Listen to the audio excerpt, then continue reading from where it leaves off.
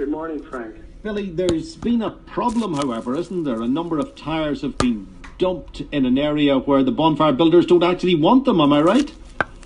Well, Frank, first and foremost, what I'd like to say is bonfires are a really important part of cultural expression in our community, and we welcome bonfires and want to maintain bonfires. However, there are things that happen that could be improved around that. And these bonfire organisers themselves, Frank, took it on the decision through our engagement to have these tyres removed, which we think is a very positive step. Where were they dumped, Billy? Where were they dumped?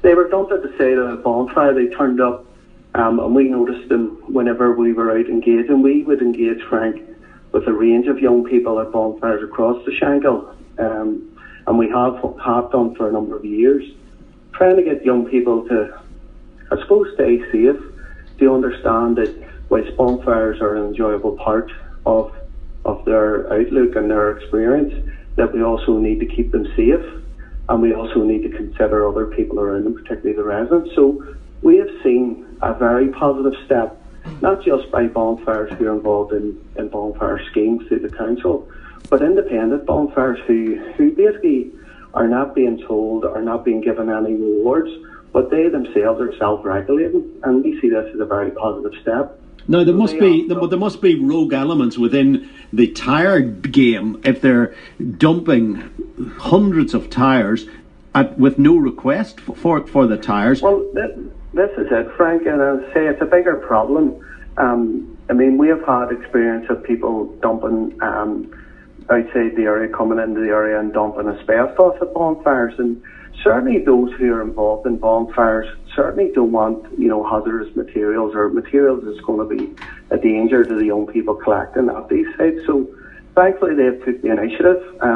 They approached ourselves because we've been engaging and building relationships with bonfire organisers, and they asked us to facilitate through the agencies, the environmental agency and the council, to have them removed. So to say this is a big step, and this is a positive step that the young people and the organisers at this bonfire have decided to do. And how did they get rid of them? Did the council come and take them away in a lorry? Well, yes. What we're hoping to do, Frank, is that tomorrow morning, through support with the agencies, the environmental agency, will come along and remove them. And my understanding is that even tyre companies, there has to be a proper way of disposing of these tyres, so that will be facilitated. And as I say, the community themselves has taken this decision. And where exactly, Billy? Where exactly is that heap of tyres that we're talking about? It's in a bonfire that would be in the mid-Shankill area, and as I say, this is one where they have taken this decision. They want to be making a responsible decision, and I think it should be something that's acknowledged. There has been a lot of demonization. And tomorrow morning, but just to get this clear, Billy, tomorrow morning, with the full support of the community there, the council are going to come and lift. How many tyres are we talking about? You're talking in the region of hundreds of tyres, right, that have been left at the site. So the council will come, and the local people will be saying, "Good on you. We want to see those tyres taken away from our area." Well, not only local people, Frank, but the emphasis I want to make here is this was a decision that was made by the bonfire organisers. They made this decision, and as I say, this wasn't any requirement. They thought that this was a positive step, and we welcome that. And as I say, what we have seen right across the Shankill area is that bonfires are starting to be more responsible. They want to keep their organisers safe, and they want to work with people. We want to have the bonfires. They're an important part of cultural celebrations, and so do those who collect for them. So it's about working together. It's about engagement. It's not about telling people what they can and cannot do.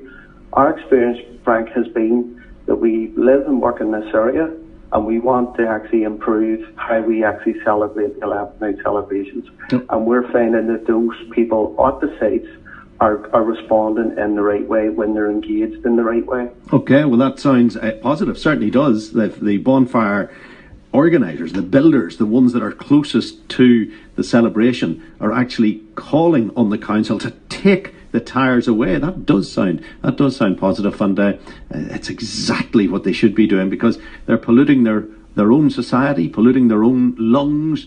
And as for people who dump tyres at bonfires, you haven't the brains you're born with, and you've obviously no regard whatsoever for environmental law.